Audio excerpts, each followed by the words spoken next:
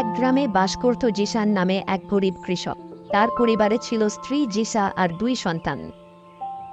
জিসানের একমাত্র সম্পদ ছিল তার ছোট্ট জমি, যেখানে সে ফসল ফলাত। কিন্তু বছরের পর বছর খরা আর বন্যার কারণে তার জমি তেমন ফলন দিত না। একদিন নতুন বছরের সন্ধ্যায় জিসান বসেছিল তার পুরনো কুঁড়ে ঘরের বাইরে।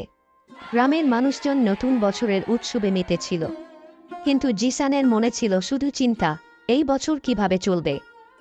সেই মুহূর্তে গ্রামের পঞ্চায়েত প্রধান এসে বললেন, জিসান, নতুন বছরে তো তোমার জন্য একটা সুযোগ আছে।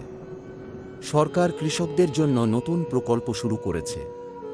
তোমার জমিতে যদি আধুনিক পদ্ধতিতে চাষ করো, তাহলে ফসলের ফলন ভালো হবে। আমরা সবাই তোমার পাশে আছি। প্রধানের কথায় জিসানের মনে আশা জাগল।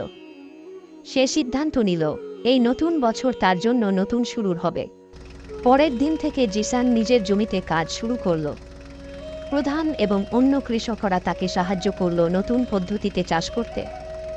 সময় মতো বীজ বপন, সঠিক পরিমাণে সার দেওয়া, সেচের ব্যবস্থা, সবকিছু নিয়ম মেনে চলল। নতুন বছরের শেষে জিসানের জমিতে হলো প্রচুর ফলন। সে তার পরিবারের জন্য খাবার জোগাড় করল, কিছু ফসল বিক্রি করে টাকা জমালো আর গ্রামে উৎসবের আয়োজন করল।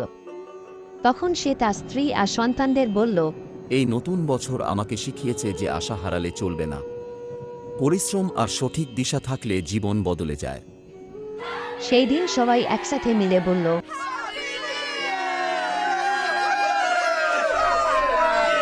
শিক্ষা। গল্পটি আমাদের শেখায় যে নতুন বছর কেবল ক্যালেন্ডারের পাতা বদল নয়, এটি নতুন আশা আর নতুন শুরু করার সুযোগ।